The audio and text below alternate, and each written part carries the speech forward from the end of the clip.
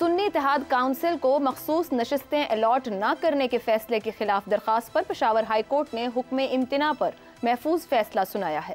عدالت نے اسپیکر قومی اسمبلی کو کل تک ممبران سے حلف نہ لینے کا حکم امتناع جاری کر دیا ہے۔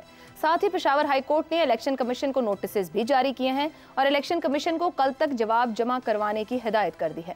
عدالتی حکم نامے میں سوال کیا گیا ہے کہ کیا اس عدالت کے پاس فیصلہ معطل کرنے کا اختیار ہے؟ کیا مخصوص نشستوں کے لیے پشاور ہائی کورٹ سے رجوع کیا جا سکتا ہے؟ ساتھ ہی پشاور ہائی کورٹ نے اٹارنی جنرل اور ایڈوکیٹ جنرل کو عدالتی معاونت کے لیے نوٹس بھی جاری کر دیے ہیں۔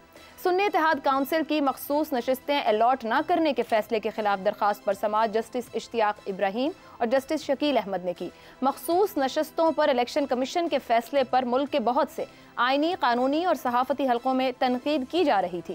تنقید کرنے والوں کا کہنا تھا کہ الیکشن کمیشن نے مخصوص نشستوں پر سنی اتحاد کونسل کو نشستیں نہ دینے کا فیصلہ بھلے ہی اس قانون کے تحت کیا ہو کہ سنی اتحاد کونسل نے الیکشن سے پہلے مخصوص نشستوں کی لسٹ ہی نہیں دی تھی، مگر ان مخصوص نشستوں کو مسلم لیگ نون، پیپلز پارٹی، MQM اور JUI کو دینے کا کیا جواز تھا؟ پشاور ہائی کورٹ کے بعد یہ معاملہ واضح طور پر سپریم کورٹ میں جائے گا۔ پہلے بھی PTI کو بلے سے محروم کرنے کے الیکشن کمیشن کے فیصلے کو پشاور ہائی کورٹ کے 2 رکنی بینچ نے 10 جنوری کو معطل کر دیا تھا، مگر پھر سپریم کورٹ نے اس فیصلے کو معطل کرتے ہوئے الیکشن کمیشن کے اقدام کو قانونی قرار دے دیا تھا۔ اب دیکھنا ہوگا کہ اگر یہ معاملہ سپریم کورٹ میں گیا تو کیا اس معاملے کو خالص قانونی اور آئینی انداز میں دیکھا جائے گا یا پھر کسی فیصلے تک پہنچنے کے لیے اس کے سیاسی اثرات کو بھی مد نظر رکھا جائے گا۔ اسی پر پینل کی رائے جانیں گے۔ ہمارے ساتھ ہیں شہزاد چودھری، ابصار عالم، افتخار احمد اور زیغم خان۔ آپ چاروں کا بہت شکریہ۔ پروگرام کا پہلا سوال، پشاور ہائی کورٹ نے مخصوص نشستوں پر حلف سے روک دیا، معاملہ پھر عدالتوں میں۔ کیا اس معاملے کو قانونی سے زیادہ جمہوری اینک سے دیکھنے کی ضرورت ہے؟ زیغم صاحب، آپ کے خیال میں اس کے اثرات قانونی زیادہ ہیں، سیاسی زیادہ ہیں؟ آگے بڑھنا ہے تو اس کو کس طریقے سے ہینڈل کرنے کی ضرورت ہے؟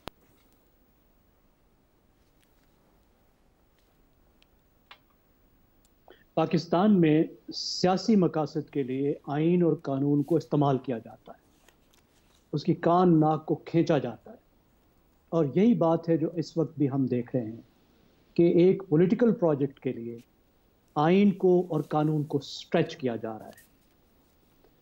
یہ ایک بات تھی کہ سنی اتحاد کونسل کو سیٹیں اس کی نہ دی جائیں، لیکن اس بات کا تو کوئی آئینی، کوئی قانونی جواز ہی نہیں ہے کہ وہ سیٹیں اٹھا کر آپ آگے دوسری جماعتوں کو بانٹ دیں۔ اس کی تو کوئی سرے سے لاجک ہی نہیں۔ اب خود جو الیکشن کمیشن نے فیصلہ لکھا، اس میں بھی ایک ممبر نے جو اختلافی نوٹ لکھا ہے وہ بھی اسی بات پر لکھا ہے کہ یہ آپ یہ سیٹیں آگے دے کیسے سکتے ہیں، کیونکہ آئین بڑا واضح طور پر یہ کہتا ہے کہ ہر جماعت کو اس کی جیتی ہوئی سیٹوں کے تناسب سے ریزروڈ سیٹیں ملیں گی۔ اب اس تناسب کو بگاڑ کر آپ اس کو ایکسٹرا سیٹیں کیسے دے سکتے ہیں؟ اب قومی اسمبلی کو دیکھیے جس پر یہ بات آ رہی ہے کہ 98 سیٹیں جیتی PTI نے اور وہ سنی اتحاد کونسل کے ساتھ مل گئے، 20 ان کی ریزروڈ سیٹس بنتی تھی۔ اب یہ 20 سیٹیں آپ نے کہا کہ یہ بانٹ دے باقیوں گئے حکومتی اتحاد میں۔ اب جب ان کو ملیں گی تو پورے کا پورا پارلیمنٹ کا ایک حلیہ ہی تبدیل ہو جاتا ہے کہ ان کے پاس 2/3 اکثریت آ جاتی ہے۔ دیکھیے، آئین جو ہے وہ ایک طرف یہ کہتا ہے، جیسے میں نے آپ سے عرض کیا، کہ ہر جماعت کو اس کی جیتی ہوئی سیٹوں کے تناسب سے سیٹیں ملیں گی۔ اب دوسری طرف قانون جو ہے، الیکشن ایکٹ جو ہے، وہ یہ تقاضا کرتا ہے کہ جماعتوں نے الیکشن لڑتے ہوئے، جو جماعت بھی الیکشن لڑے گی وہ ریزروڈ سیٹوں کی ایک پرائرٹی لسٹ جمع کرائے گی، ساتھ میں وہ نامینیشن فارم بھی جمع کرائے گی ان لوگوں کے جن کو وہ ریزروڈ سیٹوں پہ چاہتے ہیں کہ وہ منتخب ہوں۔ لیکن یہاں پہ مسئلہ یہ ہے کہ سنی اتحاد کونسل نے صرف الیکشن ہی نہیں لڑا۔ اب جو پارلیمانی جماعت ہے سنی اتحاد کونسل، وہ وجود میں ہی اس وقت آئی پارلیمان میں جب آزاد ارکان نے 98 آزاد ارکان نے اس کو جوائن کیا۔ اب اس بارے میں آئین کیا کہتا ہے؟ آئین اس بارے میں خاموش ہے۔ اس کا بھی تو کوئی حل ہونا چاہیے تھا نا۔ وہ پہلے تو نامینیشن دے ہی نہیں سکتے تھے، پہلے تو لسٹ دے ہی نہیں سکتے تھے، الیکشن لڑ ہی نہیں رہے تھے۔ لیکن اب ایک نئی حقیقت وجود میں آ گئی، ایک پارٹی بن گئی جو بہت بڑی پارٹی ہے، سب سے بڑی پارٹی ہے، 98 اس میں ممبر آ گئے۔ تو اب آئین کیا کہتا ہے؟ آئین میں ایسے خلا موجود ہو سکتے ہیں، اب ایک انٹرپریٹیشن یہ بھی ہو سکتی تھی کہ الیکشن کمیشن اس کو کسی طرح سے انٹرپریٹ کرتا، لیکن انہوں نے قانون کو لفظی طور پہ انٹرپریٹ کیا ہے۔ اب آئینی بحران تو پیدا ہو گیا، یہ بات بھی سپریم کورٹ میں جانی ہی تھی، لیکن جو اگلا انہوں نے قدم اٹھایا یہ تو انہوں نے کمال ہی کر دیا کہ سیٹیں اٹھا کے بانٹ دو۔ اب یہ بات چلی گئی ہے، اٹھا لیا اس کو پشاور ہائی کورٹ نے، اب اس کی جورسڈکشن کا بھی مسئلہ ہے۔ انہوں نے اپنے سوال میں بھی کہا ہے کہ ہمیں دیکھنا ہے کیا ہمیں اس بات کا اختیار ہے یا نہیں، کیونکہ یہ قومی معاملہ ہے اور سپریم کورٹ موجود ہے۔ اب یہ بات لازمی جائے گی سپریم کورٹ میں بھی، لیکن اگر آپ خود کے پی کی اسمبلی کو دیکھ لیں، دیکھیں کے پی کی اسمبلی میں جو 98 ممبر ہیں ان کو کچھ نہیں ملے گا، جو 19 ممبر ہیں صرف 19 سیٹوں والے ان کو 30 سیٹیں ملیں گی۔ آپ تصور کیجئے 19 سیٹیں جو لے کر آئے ہیں ان کو ریزروڈ 30 سیٹیں ملیں گی۔ وہ کہتے ہیں buy one get one free, وہ بائی ون گیٹ 1.5 فری ہے، ایک ایک ممبر کو 1.5 ممبر ساتھ میں ملیں گے۔ ٹھیک، یہ ہوتا ہے جب آپ کھلواڑ کرتے ہیں۔ تو میرے خیال میں یہ فوری طور پر اس کو آئینی طور پر سپریم کورٹ میں حل ہونا چاہیے۔ پاکستان کی سیاست بھی تبھی ٹھیک چل سکتی ہے جب آئین کے مطابق چلے اور آئین اور قانون کے ساتھ کھلواڑ نہ کیا جائے پروجیکٹس کی خاطر۔ ٹھیک، میرے خیال سے زیادہ صاحب وہ 82 ہیں جنہوں نے قومی اسمبلی میں سنی اتحاد کونسل کو جوائن کیا ہے۔ ابصار صاحب میں آپ کی جانب آؤں تو آپ کی رائے میں یہ معاملہ جس طرح آگے بڑھ رہا ہے 13 جنوری کے فیصلے کے سیاسی اثرات کہیں گے، اور کیا یہ معاملہ قانونی سے زیادہ واقعی سیاسی ہے یا قانونی ہی ہے؟ دیکھیں، اگر آپ نے سوال میں اینک کا استعمال کیا ہے تو اگر اینک کے بغیر دیکھیں تو پھر تو یہ کوئی مسئلہ نہیں ہے، لیکن اگر اینک ہم بھی لگا لیں جیسے آپ نے لگائی ہوئی ہے آج، اور افتخار صاحب بھی لگاتے ہیں، انہوں نے بھی شروع کر دی اب، تو ان کو بھی فیڈ بیک اچھا آیا ہوگا تو ظاہر انہوں نے بھی شروع کی ہے، تو پھر میں سے یہ سمجھتا ہوں کہ پھر قانون کی تو ضرورت ہی نہیں ہے۔ پی ٹی آئی کی بات ہو رہی ہے بھائی، پی ٹی آئی جو مرضی کر لے، جو مرضی نہ کرے، وہ قانون نہیں وہاں پہ نافذ ہونا چاہیے۔ دیکھیں، جو گھر میں لاڑلا بچہ ہوتا ہے نا، اس کے لیے سخت باپ بھی قوانین کو بدل دیتا ہے یا سائڈ پہ رکھ دیتا ہے۔ تو میں یہ سمجھتا ہوں کہ یہ ویسی زیادتی ہے پی ٹی آئی کے ساتھ کہ وہاں آپ قانون کی بات کرتے کیوں ہیں بھئی؟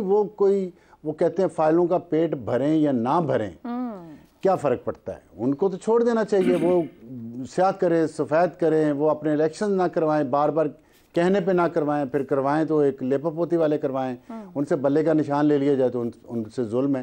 تو میرا یہ خیال ہے کہ پہلے یہ طے کرنا پڑے گا کہ پی ٹی آئی پہ کوئی قانون لگتا ہے کہ نہیں لگتا، اور کیا پی ٹی آئی جمہوری رویے اور جمہوری روایات کو اپنانا چاہتی ہے اپنے اور دوسروں کے کیس پہ کہ نہیں۔ پھر آپ ان کے حق کے لیے روزانہ لڑا کریں، جیسے ماشاءاللہ آپ سب لڑتے بھی ہیں تو لڑیں، ورنہ جب وہ ہی نہیں چور نال پانڈ کالی، وہ چاہتے نہیں ہیں قانون پہ عمل کرنا، وہ جمہوری راستے پہ چلنا نہیں چاہتے، میرا اور آپ کا سانس پھول جاتا ہے روزانہ یہاں قانون چلیں گے۔ قطع کلامی کی معذرت، آپ کا یہ پوائنٹ تو آ گیا کہ وہ جمہوری راستے یا قانون کے راستے پہ نہیں چلنا چاہتے ہیں۔ اگر ہم اس کو ایسے ہی رکھ لیں جیسے آپ کہہ رہے ہیں، تو قانون کو بھی قانون کے راستے پہ نہیں چلنا چاہیے۔ جو بانٹی گئی سیٹیں جہاں پر جنہیں دے دی گئی ہیں، کیا ان کا حق تھا؟ کیا وہ قانون اور آئین کے مطابق ہوا ہے، یا وہ بھی لاڈلے ہو گئے ہیں اتنے ہی کہ ادھر سے لے کے ادھر بانٹ دیا جائے؟ اب حق کی بات یہ ہے کہ جو آپ نے سوال پوچھا تھا اس میں یہ بات نہیں ہے کہ جو سیٹیں دی گئیں، اس میں یہ تھا کہ یہ جو ہائی کورٹ نے فیصلہ کیا ہے یہ آئینی اور قانونی ہے کہ نہیں۔ دیکھیں، الیکشن کمیشن بھی ایک آئینی ادارہ ہے، اور یہ جو سیٹیں ان کو نہیں دی گئیں، پہلے دو حصے ہیں نا اس کے، جو سیٹیں نہیں دی گئیں پی ٹی آئی کو یا سنی اتحاد کو، وہ قانونی فیصلہ ہے، اس میں کوئی سکم نہیں ہے۔ علی ظفر صاحب نے ہمارے رپورٹر سما کے رپورٹر کو بتایا ہے، میں نے خود ان سے یہ بات کی ہے، انہوں نے کہا ہے کہ ہم یہ کیس نہیں جیت سکتے قانون کے مطابق، لیکن اگر تھوڑا کوئی پیار محبت دکھایا جائے تو ہم جیت جائیں گے، ہمارے حق میں فیصلہ آ جائے گا، یہ انہوں نے علی ظفر صاحب نے کہا، ٹھیک ہے۔